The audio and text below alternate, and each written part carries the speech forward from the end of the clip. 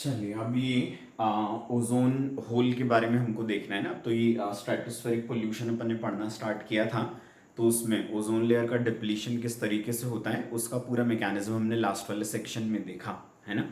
अब अगली चीज जो हमको कौन सी वाली देखनी है, ओजोन होल, इसका फॉर्मेशन कैसे होता है ना। तो कौन सी चीज़ है जो एटमॉस्फेरिक साइंटिस्ट थे है ना, एनवायरमेंटल केमिस्ट, जो क्या कर रहे थे, एंटार्क्टिका जोन में है ना काम कर रहे थे। तो उन्होंने साउथ पोल के ऊपर क्या देखा था, ओजोन होल को देखा था, पहली बार देखा था, मतलब दैट इज उसकी प्रेजेंस को फील किया था। ठीक है ना। तो अभी ओजोन होल किस तरीके से बनता है, तो इसके लिए उन्होंने क्या बताया कि इसके लिए एक यूनिक सेट ऑफ कंडीशंस जो होती हैं वो वहाँ साउथ पोल में जनरेट होती हैं। ठीक है, किस टाइप की, तो हम बोलेंगे वहाँ पे समर सीजन में है ना कौन सी वाली चीज़ होती है, तो हम बोलेंगे जो नाइट्रोजन डाइऑक्साइड है और मीथेन है, इनकी रिएक्शन किससे होती है, that is chlorine monoxide radical and chlorine radical से होती है। ठीक है, ये क्लोरीन मोनोऑक्साइड या क्लोरीन रेडिकल ये कैसे बनता है, ये पिछले वाले सेक्शन में देखा था हमने। ठीक है ना। तो क्लोरीन मोनोऑक्साइड एंड क्लोरीन के फ्री रेडिकल, ठीक है, इनका फॉर्मेशन हम पिछले सेक्शन में देख चुके हैं ना, ओजोन लेयर के डिप्लीशन में, कि क्लोरोफ्लोरोकार्बन से किस तरीके से इनका जनरेशन हुआ था। ठीक है, तो कौन सी वाली चीज हम बोलते हैं कि क्लोरीन मोनोऑक्साइड एंड क्लोरीन के फ्री रेडिकल की इनकी रिएक्शन किससे होती है, तो हम बोलेंगे it is nitrogen dioxide and methane. ठीक है, तो क्लोरीन मोनोऑक्साइड की नाइट्रोजन डाइऑक्साइड से रिएक्शन होती है, इससे फॉर्मेशन किसका होता है, this compound we call chlorine nitrate. ठीक है ना। क्लोरीन मोनोऑक्साइड NO2 से रिएक्शन करके क्या बनाता है, क्लोरीन मोनोनाइट्रेट बनाता है। ठीक है, वैसे क्लोरीन फ्री रेडिकल मीथेन के साथ रिएक्शन करके क्या बनाएगा, मिथाइल फ्री रेडिकल बनाता है, साथ में इट इज HCl। समझ आ गई बात, है ना, फॉर्मेशन होता है यहाँ पर मिथाइल फ्री रेडिकल का और HCl का, है ना। अब क्या होगा, तो हम बोलेंगे जो क्लोरीन है ये क्या हो जाएगा, तो हम बोलते हैं क्लोरीन के सिंक बन गए वहां पर, है ना, क्लोरीन इधर डंप हो जाता है, क्लोरीन मोनोनाइट्रेट बनाकर और HCl बनाकर। ठीक है, अब वो वहां पर फ्री रेडिकल्स के फॉर्म में अवेलेबल नहीं रहता, तो हम क्या बोलेंगे कि यहाँ पे क्लोरीन के सिंक बन गए। तो समर्स में कौन सी वाली चीज हो जाती है, तो हम बोलेंगे समर्स में क्या हो जाएगा, क्लोरीन के फ्री रेडिकल की अवेलेबिलिटी न होने की वजह से अब ओजोन लेयर जो होती है वो डिप्लीट नहीं होती। समझ आ गई बात, ये है ना। तो ये वाली दो रिएक्शंस होती है किसमें, समर सीजन में, क्लोरीन मोनोऑक्साइड के NO2 के साथ जिससे बनता है क्लोरीन नाइट्रेट, और क्लोरीन फ्री रेडिकल की मीथेन के साथ जिससे बनता है methyl free radical and HCl। और क्लोरीन फ्री रेडिकल फॉर्म में अवेलेबल नहीं है तो हम बोलेंगे क्लोरीन सिंक हो गया, और कौन सी चीज होगी, इस तरीके से ओजोन लेयर का डिप्लीशन जो होता है वो काफी प्रिवेंट हो जाता है समर्स में।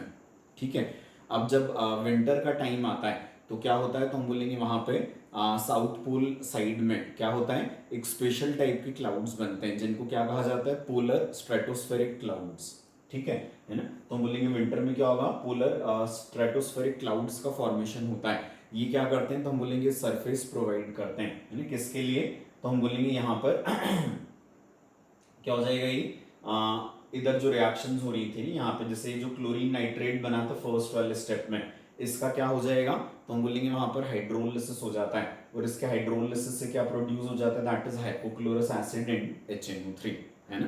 क्या बोले हमने कि विंटर सीजन में किसका फॉर्मेशन हुआ है, पोलर स्ट्रेटोस्फेरिक क्लाउड्स का फॉर्मेशन हुआ है। ये जो क्लाउड्स होते हैं ये क्या करेंगे, इन रिएक्शंस के होने के लिए सरफेस प्रोवाइड करते हैं, है? इनकी सरफेस पर रिएक्शन होती है, तो हम बोलेंगे क्लोरीन नाइट्रेट जो बना था इसका हाइड्रोलिसिस हो जाता है, इससे फॉर्मेशन हो जाएगा किसका, HOCl का, साथ में इट इज HNO3 का। ठीक है ना, इससे फॉर्मेशन होगा HOCl एंड HNO3 का। वाटर जो होता है यहाँ पे in the form of nucleophile किस पर अटैक करेगा, दैट इज ओवर क्लोरीन, जो ऑक्सीजन से कनेक्टेड होने की वजह से इलेक्ट्रॉन डिफिशिएंट होता है, तो वाटर का OH क्लोरीन के साथ छूट जाता है तो HOCl बन जाएगा, और वाटर का H आ जाता है NO3 के साथ, तो क्या बन जाएगा, दैट इज HNO3। समझ आ गई बात, ये रिएक्शन कहाँ हो रही है, तो हम बोलेंगे that is at the surface of polar stratospheric cloud जो विंटर में बने थे, है ना। अब क्या होता है, क्लोरीन नाइट्रेट की HCl से रिएक्शन होती है ना, क्लोरीन सिंक में, क्लोरीन ये बना के सिंक बना लेता है, तो हम बोलते हैं वी वाले जो कंपाउंड्स हैं इनकी दोनों की रिएक्शन किससे होती है, तो हम बोलेंगे क्लोरीन नाइट्रेट वाटर के साथ भी रिएक्शन करता है और HCl के साथ भी रिएक्शन करता है, इससे फॉर्मेशन हो जाएगा HCl के साथ वाले रिएक्शन में Cl नेगेटिव का टेक ओवर Cl पॉजिटिव, तो Cl2 बन जाता है, साथ में फिर से क्या बना, दैट HNO3। आई बात समझ में, है ना।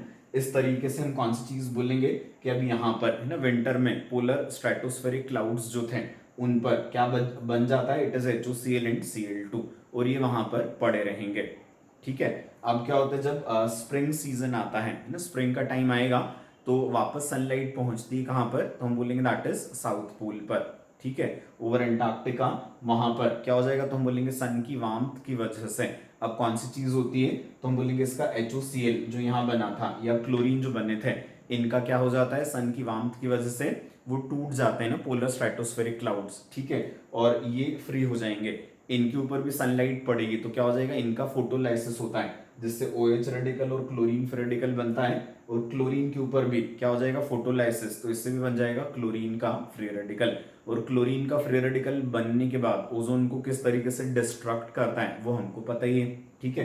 तो अब ये जो क्लोरीन के फ्री रेडिकल स्प्रिंग सीजन में बन रहे हैं, ये ओजोन लेयर का डिप्लीशन स्टार्ट कर देते हैं, जिसकी वजह से वहां पर क्या बन जाता है, दैट ओजोन होल बन जाता है।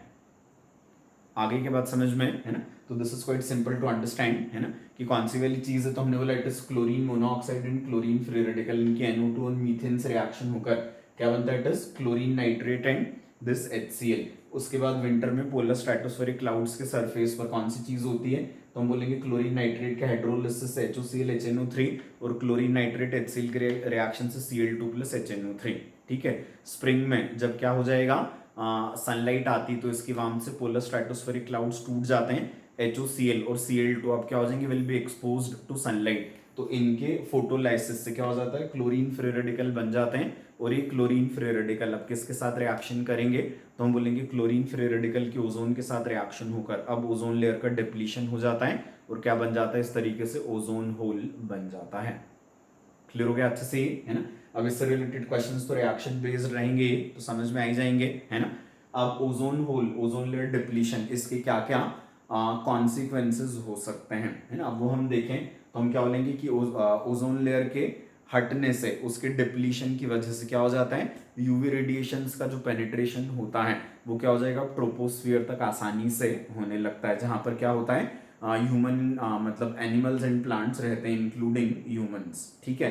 तो इस पर ह्यूमंस पर क्या असर होगा, तो हम बोलेंगे एजिंग ऑफ स्किन, कैटरेक्ट हो जाता है, सनबर्न हो जाता है, स्किन कैंसर हो जाएगा, फिर काफी सारे फाइटोप्लैंक्टन्स जो होते हैं वो इससे मर जाते हैं, और क्या हो जाएगा, फिश की प्रोडक्टिविटी भी डैमेज हो जाती है। ठीक है। तो क्या बोलेंगे अपन कि ओजोन लेयर डिप्लीशन की वजह से यूवी रेडिएशंस का पेनिट्रेशन ट्रोपोस्फियर पर हो जाता है, जिससे क्या हो जाएगा, तो हम बोलेंगे ह्यूमंस में ageing of skin, cataract, sunburn, skin cancer, इस टाइप की प्रॉब्लम्स हो सकती हैं। काफी सारे फाइटोप्लैंक्टन्स जो होते हैं, है ना, वो इससे मर जाते हैं, फिर फिश प्रोडक्टिविटी भी डैमेज हो जाती है। ठीक है।